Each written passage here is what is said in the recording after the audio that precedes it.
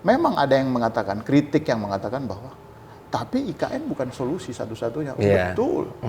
Tetapi harus ada yang memulai kan kira-kira gitu. Betul. Jadi IKN itu dalam perspektif pandangan saya, IKN ini harus ada sebuah contoh, upaya, inisiasi bahwa ketimpangan itu memang harus diatasi. Problem masa depan itu adalah soal keberlanjutan. Keberlanjutan yang paling masuk akal itu kalau kita menyediakan suplai energi, air, dan pangan itu dari lingkungan terdekat kita. Nah, kota-kota masa depan itu harus seperti itu. Dan tidak bisa lagi memindahkan Jakarta yang puluhan juta orang, itu tidak sustainable.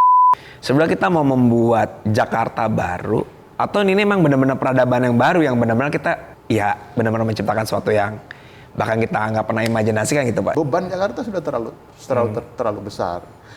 Pindah IKN sebenarnya tidak menyelesaikan masalah Jakarta juga, kalau to be fair ya. Tapi dia mengurangi beban Jakarta. Nah, IKN gagal jadi lokasi HUT RI 17 Agustus 2024. Jokowi nanti tahun depan. Nah, ini jadi gimana nih Pak sebenarnya? Jadi nggak sih Pak?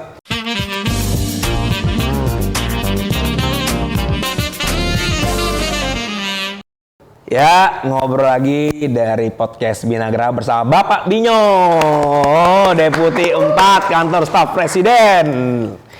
Ini di hari sekarang nih Pak, udah masuk Agustus, katanya hari kemerdekaan dan semua masih dilema nih.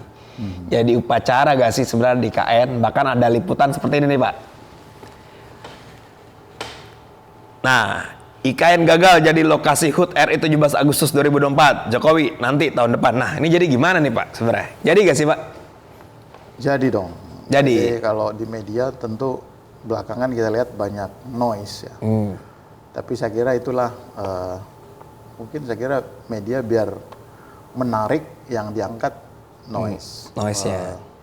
Tapi oleh karena itu kita harus mengandalkan sumber informasi ya. Sumber informasi saya kira dari Setnek, Pak Mensesnek dan Pak Basuki, PLT Kepala Otorita IKN yang juga Menteri PUPR juga sudah menegaskan bahwa proses fisik persiapan untuk 17-an terjadi terus-menerus, persiapannya dilakukan, update-nya juga ada, dan kita akan melakukan upacara secara militer tanggal 17 Agustus di IKN. Tetapi di Jakarta juga ada upacara secara kebudayaan.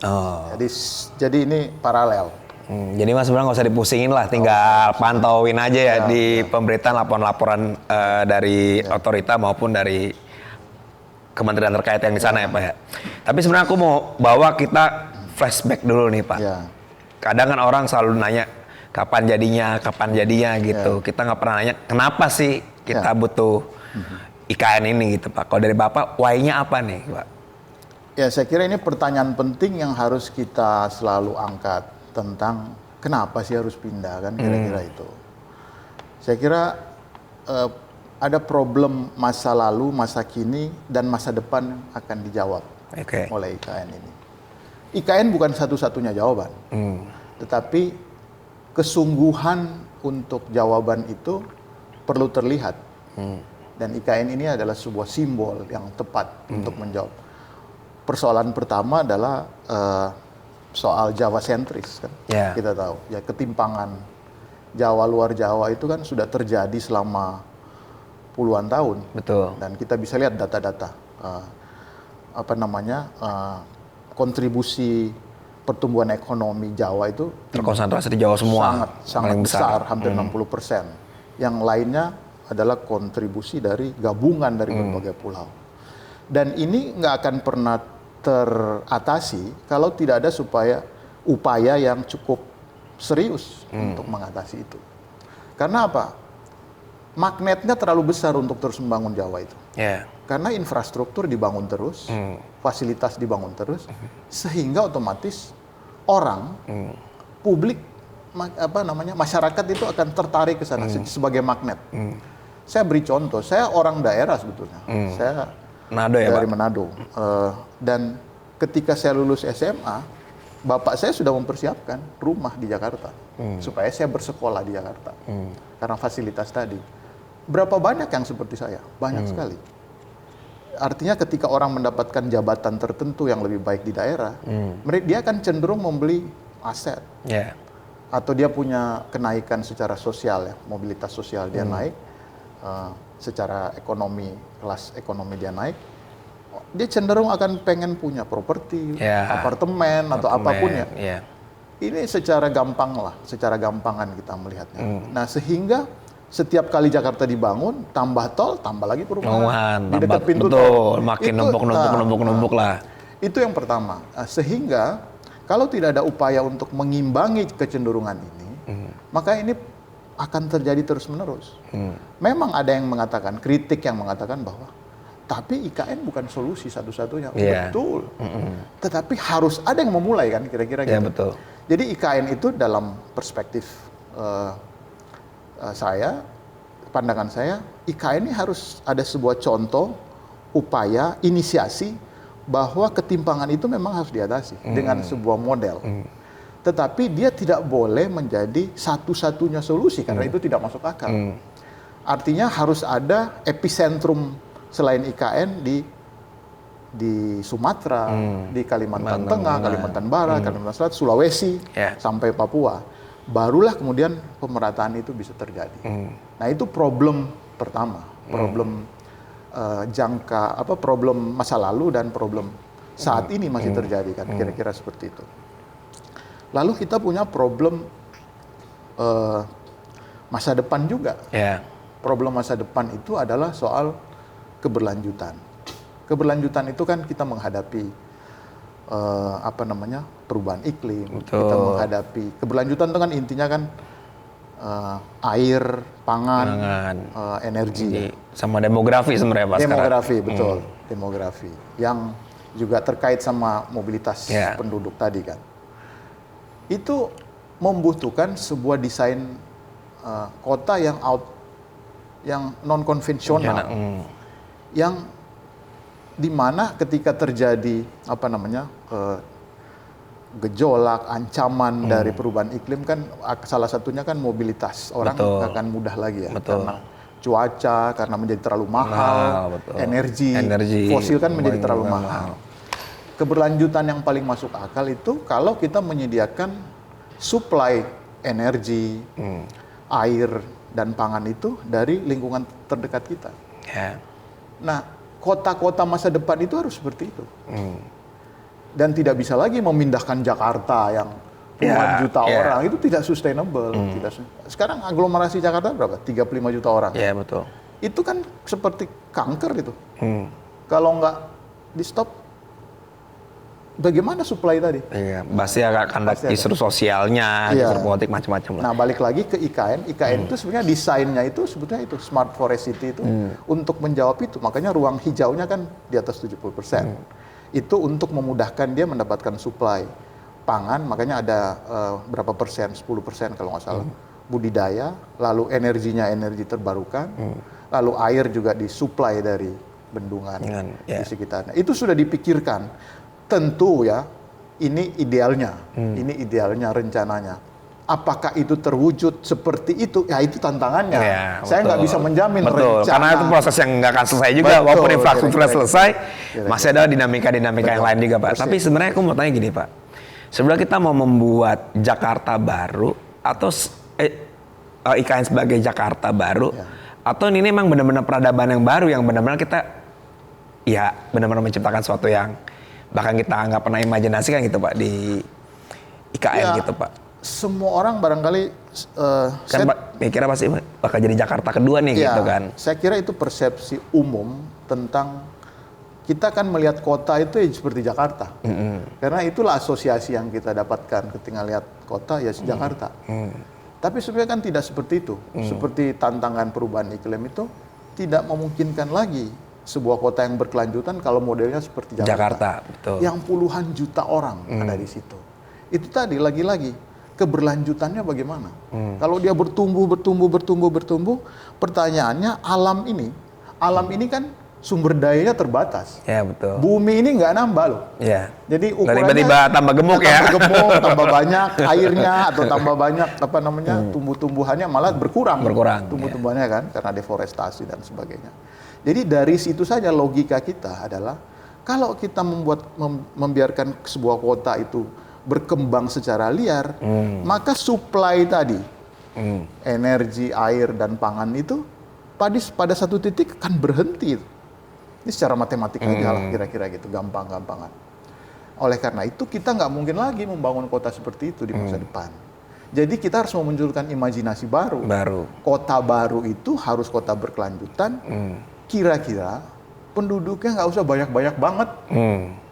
Kalau bisa terukur sehingga kualitas kehidupan mereka menjadi lebih baik. Betul. Karena kalau sudah terpenuhi kebutuhan dasarnya, baru kita bicara kebutuhan tentang pendidikan, kemajuan dan sebagainya untuk membangun peradaban yang lebih baru. Tapi bicara itu terlalu jauh sebenarnya. Tapi kalau kita tidak siapkan, ya kita akan hidup seperti ini aja. Gitu-gitu aja kita gitu. Nggak akan pernah berubah. Sama ini Pak, sebenarnya aku punya pandangan rada beda nih sama netizen. Jadi katanya nih IKN ini kepentingannya oligarki, kepentingannya elit-elit dan semacamnya. Tapi menurutku tuh malah ini bentuk perlawanan kita terhadap status quo-nya Pulau Jawa gitu kan. Dan sebenarnya elit-elit mah semua senengnya malah di Jawa, ngapain pindah ke sana kayak gitu. Itu benar gak Pak? Ya bebas saya kira ya. Saya kira kita semua orang punya perspektif. Itu perspektif yang valid. Tetapi orang menuduh adanya oligarki juga tidak berdasarkan imajinasi yang kosong kan. Kira-kira memang itu ada juga kan kira-kira. Maksudnya dari dulu pun selalu ada. Dari dulu selalu ada yang secara asimetris mendapatkan informasi lebih sehingga mereka mendapatkan peluang juga untuk mendapatkan keuntungan ekonomi tertentu. Itu kita tidak menutup mata ya. Kita tidak. Tapi tidak berarti kemudian gara-gara itu lalu kita nggak punya imajinasi lagi membangun sebuah kota yang baru dengan peradaban yang baru. Ya hidup memang begitulah kira-kira. Selalu ada masalah. Tetapi ya itu sebabnya kita harus selalu menjadi problem solver. Jadi masalah-masalah itu kita kenali, kita akui ada masalah-masalah itu, tapi kita selesaikan tanpa menghilangkan imajinasi kita untuk keluar dari kejumutan hidup yang begini-begini terus gitu. Dan maksudnya kita mau membiarkan ini seperti ini, beban Jakarta sudah terlalu besar. Pindah IKN sebenarnya tidak menyelesaikan masalah Jakarta juga, kalau to be fair ya. Tapi dia mengurangi beban Jakarta, sehingga kita punya imajinasi baru. Karena kalau kita mikirin masalah terus-menerus, ya kita nggak akan punya ruang untuk membangun imajinasi baru. Sama dulu kalau zaman tahun 45, kalau kita mikirin masalah terus, kita nggak akan pernah merdeka loh. Betul. Malah seolah-olah nggak ada masa depan emang. Iya, udah kita nikmatin aja, bersyukur lah masih bisa hidup begini gitu kan. Tengah-tengah penderitaan, masalah yang kita punya, macam-macam itu, kita nggak hanya berpikir hari ini, sama aja seperti keluarga kan kira-kira. Bukan berarti kalau kita banyak masalah, kita nggak usah mikirin masa depan.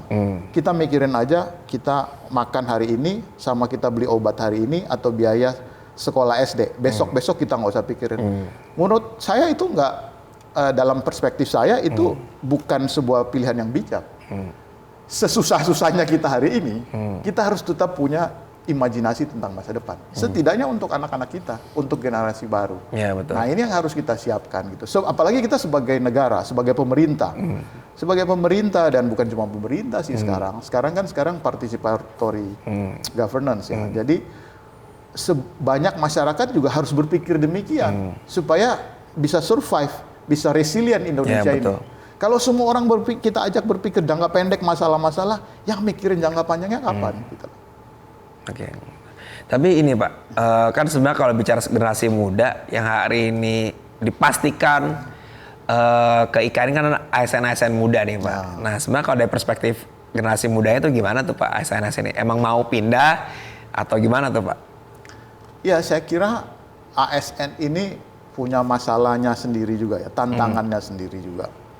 Kita bisa memaklumi ya, kalau kita bisa detilkan kira-kira ya, tantangannya kan orang yang keluarga muda, baru berkeluarga, punya anak kecil, baru disekolahin, suruh pindah. Sekarang suruh pindah kan, ya kan? Nah pasti dia juga mikir gitu kan, Aduh, gimana anak saya sekolah sementara di sana baru membangun. Semua orang juga kan ingin sudah tersedia semua baru pindah.